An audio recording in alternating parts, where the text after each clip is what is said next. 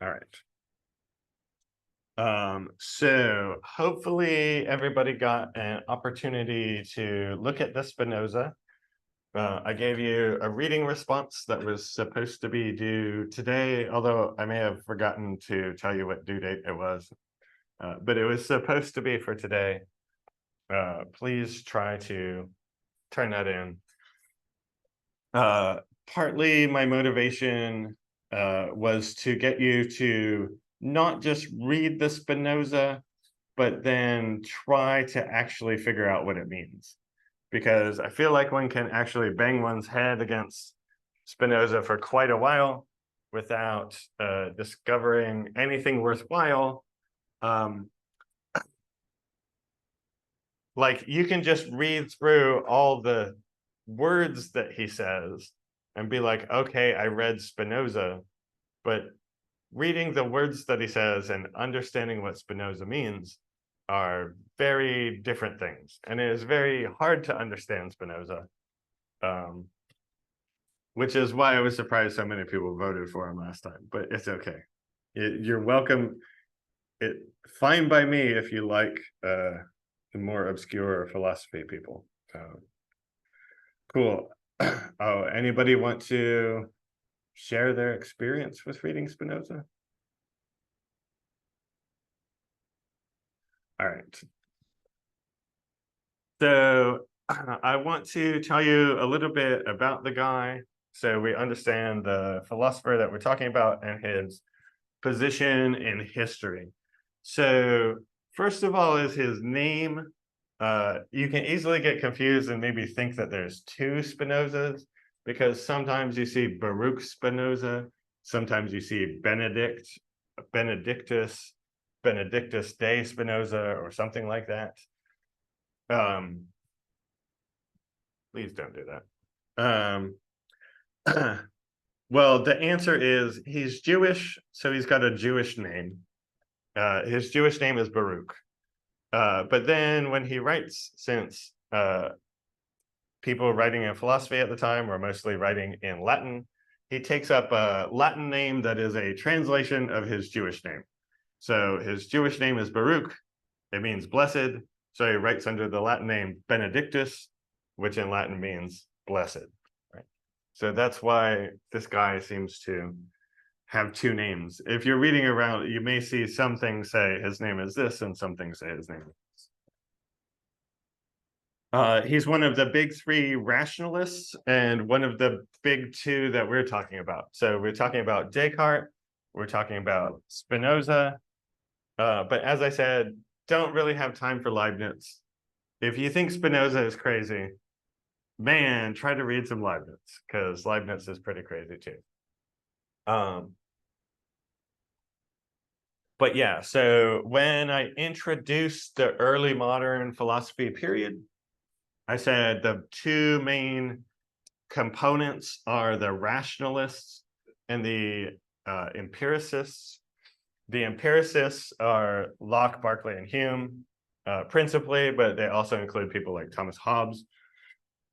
And then the rationalists are principally Descartes, Spinoza, and Leibniz.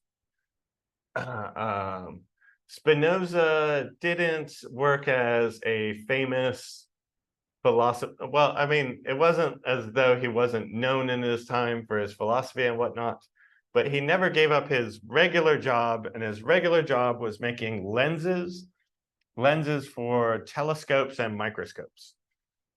So very new technology at the time, helping science move forward. That was Spinoza's job. And it, by everyone's account, it's what killed Spinoza, because he worked all day grinding glass. He breathed in the glass particles that caused his lungs to fill up with glass particles. And then eventually he died of a respiratory illness. So that's what he did for his life. So he didn't work teaching. He didn't have students, nothing like that. He was a lens grinder. And finally, I think it's important that the ethics that we read, or the stuff that I assigned to you, you guys have been reading this work of Spinoza. First of all, it wasn't published until after he died. Excuse me. So he said, hey, publisher, finish this important work, this important philosophical work. Please don't publish it until I am dead, because I don't want to deal with the fallout of people reading it while I'm alive. And the publisher said, okay, that's an ordinary and reasonable request. And then Spinoza died, and then they published his work. And then shortly afterwards, it was banned, right? So Spinoza was banned because of his blasphemous work. And yeah, so hopefully part of today we'll get to see why people were unhappy with what Spinoza believed, right? Although I think he wins in the broad concept of history, right? So even though in his day Spinoza was trashed on, ultimately I think he's viewed much more favorably today as a great philosopher than in his day, when he was viewed as a guy whose book should be burned. All right. So Spinoza was actually born in the place where Descartes went to write all his philosophical works. So if you'll remember, Descartes was also worried about his works being banned, and some of Descartes' works were not published during his lifetime because he also told the publisher, please don't publish this. Like The World is something that you can read nowadays, but you couldn't read when Descartes lived. Descartes, in order to have maximum political and freedom of expression rights, had moved to the Dutch Republic. So he moved from France to the Dutch Republic in order to have more freedom from the authorities in the Catholic Church, right? So at the time, you had this disgusting mess on the map called the Holy Roman Empire, and then you also had strongly Catholic kingdoms here in France and Spain. Spain used to control Holland or the Netherlands. Then in a war against Spain, they won freedom, and after they won freedom, they said, oh, well, if we're going to have freedom, we're going to have super freedom, we're going to have religious freedom, freedom of speech, all of those things. And so the Dutch Republic became the place where people like Descartes, Spinoza, and later we'll even see Locke goes to the Dutch Republic for a short period, just so he doesn't also get in trouble, maybe lose his life. Right? So that's where Spinoza was born in. And there's a broader story. I'm going to try to tell it pretty quickly, but what happened was, so Spinoza was a Sephardic Jew. That means part of the Jewish diaspora that was in this Iberian Peninsula down here with Spain and Portugal. At some point, Spain said, no Jews, get out. And so people had to leave, not just any people, but Jewish people. And so they went to Portugal. And then at some point, Portugal said, look, you guys can stay, but you have to become Christian. A lot of Jews said, well, I don't want to do that. So there was a big movement from the Jews from the Iberian Peninsula to go to the Dutch Republic, because this used to be owned and conquered by Spain. So there was still a community of people who spoke the same language. And so Spinoza's family had left Portugal, went to the Dutch Republic to have some freedom. And that's where he grew up. Oh, wait, that's what this slide says. Yes. So he was part of the Portuguese-speaking Jewish community in Amsterdam. So he had a very conservative Jewish education at yeshiva. That's where you go if you're going to study to be like a rabbi. So you're trying to be a religious leader and scholar, and that's where Spinoza was studying.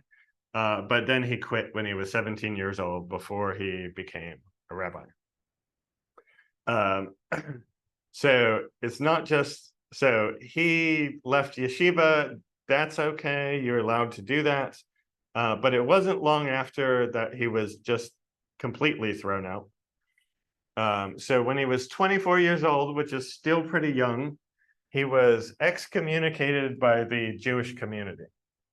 Excommunicated means they throw you out and say, get out, you suck, you're not part of our community anymore. You're not part of our religion. The Jews don't have like a big pope like the Christians did at the time. So there's no leader who's in charge of all the Jews who decides who's in and who's out.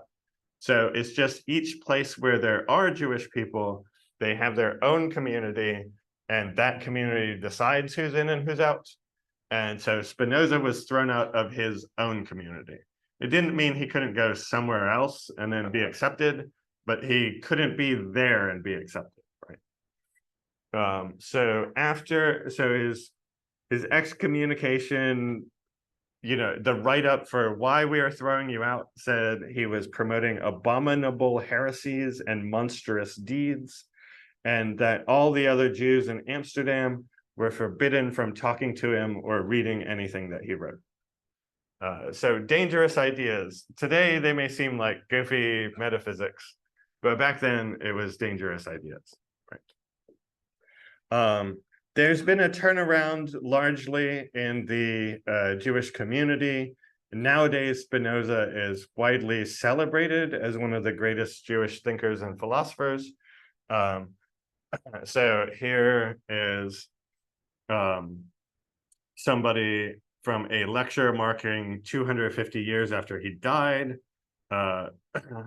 Jewish guy saying, to Spinoza, the Jew we call out, the ban is rescinded, Judaism's wrongdoing against you is hereby lifted, and whatever was your sin against her shall be forgiven. Our brother are you, our brother are you, our brother are you. That sounds great, but that's just one guy. Again, there's no official who's in and who's out for Judaism. And so the church, or not the church, the synagogue, the Jewish community in Amsterdam that threw Spinoza out still has him excommunicated to this day. And recently there was a documentary filmed on Spinoza, and the Jews who were making the Spinoza documentary about the Jewish guy Spinoza were also thrown out of that community and excommunicated because they were doing Spinoza stuff. So even today, his views are dangerous to certain people. So I would like to impress that upon you. They might not seem that way to you, but in his day, these were the things that he said were the sort of things that would get you into big, big trouble. And so here's what we're reading. We're reading a work called The Ethics. It was published after Spinoza died, like I said.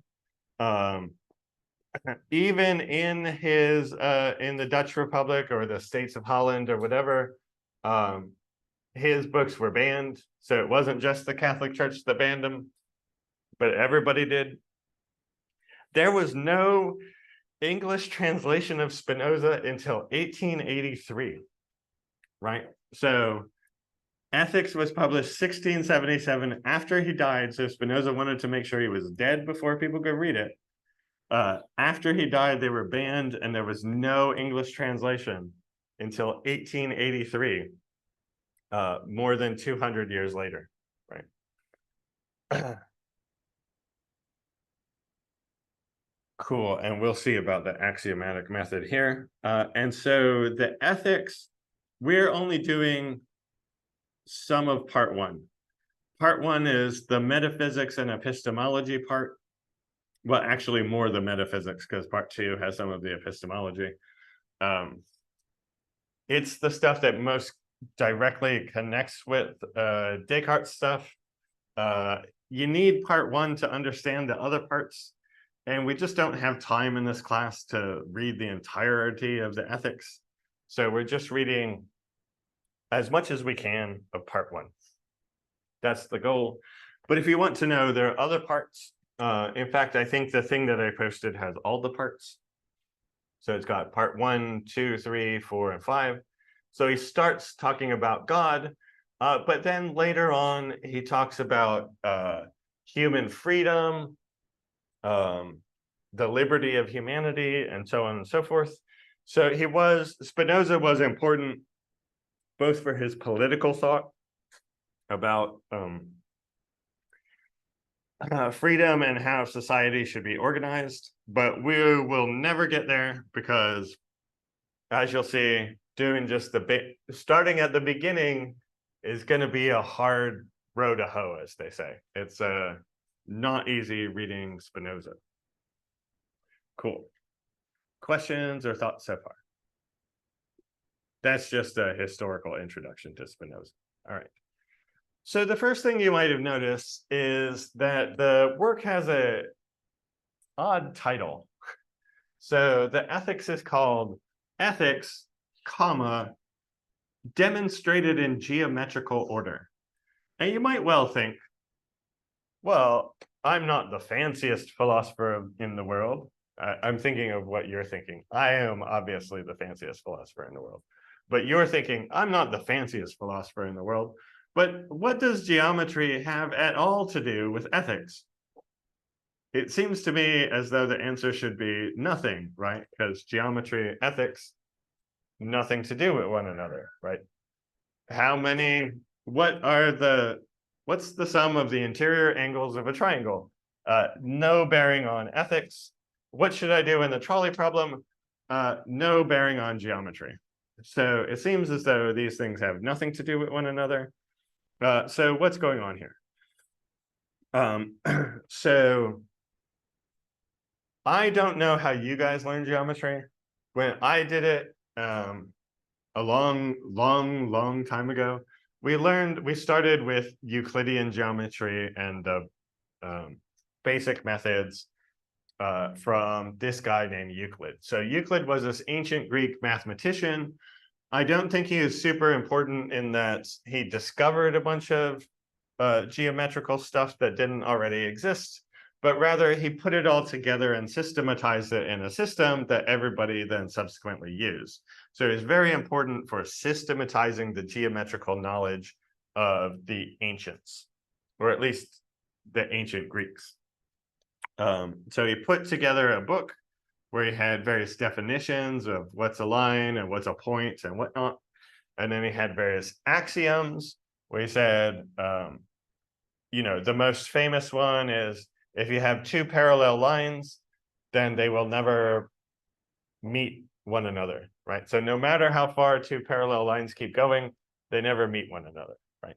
And these sort of geometrical principles he used to then, so you start with your definitions and axioms, and then you can use them to reason to various complicated geometrical conclusions, right? So that was the geometrical system of Euclid, and Spinoza thought that this was important, that this method of doing reasoning, where you start out with your basic assumptions, your axioms, and then your definitions that clarify what all the words mean in your axioms, and then just prove using the definitions and axioms.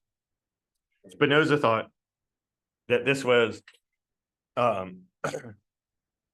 the correct method, actually, let's read the quote. So here's, this is from the Ethics. It's the appendix of part 1. So in the appendix of part 1, Spinoza tries to do some damage control. He's like, okay, I know you just read this thing and I know you think it's crazy, but here's why I think you're just misguided and need to calm down and try to understand what I'm saying. And so in the appendix, he says, people used to think that it was certain that the judgments of the gods vastly surpass human comprehension, so that there are basic truths of the universe which the gods know, but that human beings do not know. And this belief that the gods can know more than us would itself have been enough to cause truth to be hidden from the human race for eternity? So just people's idea that they can't know what the gods can know would keep humans from looking for the truth and keep the truth out of our sight for all of time, except for, Spinoza said, had it not mathematics, which is concerned with ends, but not solely with essences and properties of figures, blah, blah, blah, shown to human beings another standard of truth. So Spinoza is saying mathematics allows us to see the things that even allows us to stand shoulder to shoulder with not with actual God, because as we'll see, what Spinoza thinks is God has nothing to do with what people used to think were gods, but with the things that people used to think were gods and so much better than human beings and had better understanding of the world. Spinoza thinks mathematics allows us to stand shoulder to shoulder with those beings and understand just as much, right? So mathematics shows us a level of certainty and insight into the world that is, as it were, at like a godlike level. And so the goal for Spinoza is to formulate his philosophy in as close to this mathematical or geometrical ideal as possible. So Spinoza's goal is to formulate his philosophy in the style of Euclid, right? So he's not doing actual geometry, although if you read it, sometimes there are geometrical figures and he talks about them, but he's not doing actual geometry, he's doing philosophy, but he likes the geometrical method. And so that's why it's called ethics demonstrated in geometrical order. It's not that geometry has anything to do with it, but the geometrical order, the Euclidean system, is what Spinoza is trying to work with. And in case you haven't read it, if we get later on, I will pull up the reading for Spinoza and we'll talk through the geometrical order, as it were. All right. So let's peek and see what time it is. Still got some time before our break. Questions so far? Guess I haven't done a bunch of philosophy yet. All right, let's get into the crazy philosophy stuff. So in order to understand Spinoza's thought, you have to understand, well, quite a bit of things, but we're going to start with substance, attribute, and mode. So we're already very familiar with substance and mode from Descartes. Right? So substance would be like the wax, and then the modes of the wax would be like its color, its shape, its hardness, its smell. All of the features and characteristics are its modes, and the substance is the thing that has the modes and persists through changes of its modes. Attribute is going to be harder to understand a little bit, and that was part of today's assignment. To do the reading for Spinoza, I intentionally gave you proposition 5 from the Spinoza to tell me what you think it means, and partly proposition 5 has to do with attributes, but we'll get there. All right, so in order to understand substance in Spinoza, it's partly important to understand where Spinoza is coming from. So partly he's coming from, like, so there's two traditions involving substance, and they all trace back, both of them trace back to Aristotle. So one tradition is the Cartesian sort of idea about substance, where substance is the thing that persists through changes. So when Descartes talks about the wax example, he's talking about, here I have the wax, it has all these features. When I bring it towards the fire, all of its features change, its color changes, its smell changes, its hardness changes, everything about it changes. What is the thing that stays the same? That's the substance.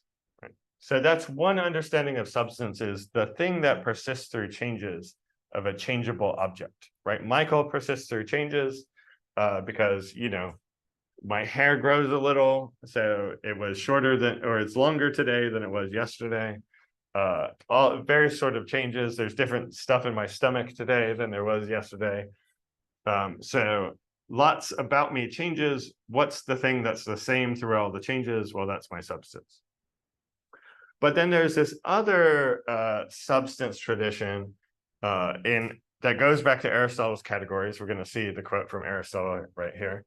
That Spinoza seems more keen on. The way his definitions work, he seems to have this other definition of substance that he wants to stick with. So here is the quote from Aristotle. This is from a work called Categories. If you've seen Categories, it is not long, right? So you could read it later today in a short period of time.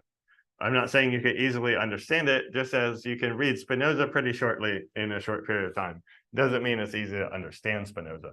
But anyway, so Aristotle's Categories, he says, substance in the truest and primary and most definite sense of the word substance is that which is neither predicable of a subject nor present in a subject, for instance, the individual man or the individual horse.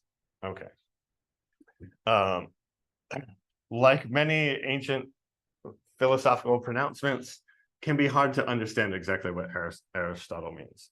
So let's contrast. So Aristotle is intending to contrast things that are substances with things that aren't. So things that are substances, he gives you two examples: individual man, individual horse. So let's take a particular individual man. Let it be Socrates, just for an example. So for example, let's distinguish Socrates, who's a substance for Aristotle, so an individual man, from ugly, which is a mode or a feature or characteristic of something, right? So ugly as a mode, Socrates is a substance. Let's think about how ugly works. Ugly can be predicated of Socrates. Socrates is ugly, right? Secondly, the ugliness of Socrates, and so, sorry, I'm not just trashing on Socrates. He was famously known for being a philosopher who was ugly. All right. And then Socrates' ugliness seems to exist within him somehow, in the sense that if Socrates disappeared one day, Socrates' ugliness would disappear, right? Just as if Michael disappeared, Michael's beauty would disappear, right? So things that aren't substances kind of exist within substances. So the mode exists within you, and if you disappear, then all your modes go away. So your modes depend on you for their existence, right? Michael's height goes away when Michael does, right? And so things that aren't substances can be, or modes can be predicated of substances. You can say Socrates is ugly. But then think about it the opposite. You can't predicate Socrates of things. This table is Socrates. That would be, first of all, the is of identity rather than a predication. If you tried to make a predication, what would it mean for this table to be Socrates, right? So you can't predicate substances of things, and substances don't exist within other things, but rather they have their own primary existence, right? So I exist, my ugliness or beauty exists within me, but I don't exist within something else, right? I have a kind of independent existence. And that's Aristotle's notion of substance. At least, as I say, Aristotle has both notions of substance, but he says in the truest and primary and most definite sense of what a substance is the thing that exists independently, and other things like your modes exist inside a substance, but substances have their own independent existence. So that's what Aristotle has to say. What does Spinoza have to say? So in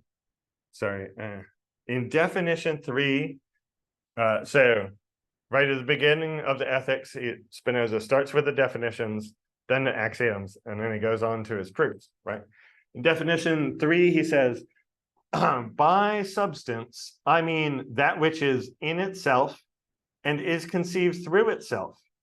In other words, that of which a conception can be formed independently of any other conception, right? So that which is in itself and conceives through itself. So Spinoza's thinking, for example, Socrates' ugliness is conceived through Socrates, that is, it exists within him and can't really be understood as separate from him, right? So if you're thinking about Socrates' ugliness, you have to be thinking about Socrates because it exists within him and can't be thought of separate from him. But you can think of Socrates without thinking of his ugliness. Perhaps you've read his work and you can think of him, but you haven't seen any statues of him and you don't know that he's ugly, right? Cool. So Spinoza seems to have this Aristotelian conception of what it is to be a substance, although he has these weird quasi-epistemological, well, not quasi, but completely epistemological notions where a substance is a thing that you can. Aristotle seems to say that a substance is a thing that exists in and of itself, and then other things, the modes, exist in the substance. Spinoza seems to be saying that substances are things that can be thought of existing in themselves, and that other things are thought of, are conceived through existing within the substance. So we'll have to get used to Spinoza's habit of talking about metaphysics with epistemological terms. So he's often going to be talking about, things that are conceived through themselves or conceived through other things. It wasn't a habit of Aristotle, but is a habit of Spinoza to freely mix the metaphysics and the epistemology. All right. But substance is relatively clear. We had a notion of substance from Descartes. We should recognize that Spinoza's notion of substance is different from Descartes' conception of substance, but closely aligned and both tracing back to an earlier Aristotelian tradition. All right, so what are we doing in this section of the class? We're trying to understand Spinoza's notions of substance, attribute, and mode, so then we can understand the things that Spinoza says about it. So mode, here's what definition 5 says. By mode, I mean the modifications, which our translation helpfully tells us in Latin is affectiones, because sometimes we'll see the translation says affections, sometimes it says modes, sometimes it says modifications. All these things are the same, right? So mode and affection are particularly the same. The modifications of a substance, or that which exists in and is conceived through something other than itself, right? So once again, Socrates' ugliness is only conceived through Socrates. It's not an independent existence that exists outside of Socrates. Modes are the characteristics or features or affections that substances have. So modes exist in substances, and then I'll give a diagram later, but they're conceived through the substances is how Spinoza calls the relation. Other philosophers would call that relation like instantiation or participation, right? So Plato thinks you participate in the forms. You might think Bertrand Russell thinks you instantiate universals. Whatever that is, what Spinoza's version of that is that your modes are conceived through you, right? So that's the conceived through is kind of like you have that mode, right? You participate in that form or whatever. Okay, so we got substance, we've got mode, pretty easy to understand so far. And then finally, we have this kind of new idea of an attribute. And that was part of what today's assignment was about, is figuring out what attribute means in Spinoza. So what Spinoza says is, by attribute, I mean that which the intellect perceives of constituting the essence of the substance. Well, that's a doozy. Okay. There's the essence of the substance part, If Spinoza wanted to be a certain sort of clear, he could have defined attribute as the essence of the substance. That would have helped us understand Spinoza a bit more. Now there's some debate about what he means by attribute because he has the rest of the stuff going on. But at the very least, we've got this idea of the essence of a substance. So if we think, how did Descartes think about himself and the wax? So he thought we have the wax as a substance, and the wax has a certain, at any particular point, the wax has various modes. It's got a degree of temperature, it's got a color, it's got a hardness or softness to it. And so we have, what do we have here? We have a substance, and this substance has various sort of physical seeming stuff attached to it, right? Hardness and softness, right? This is very physical. Color seems to be the sort of thing that a physical thing has.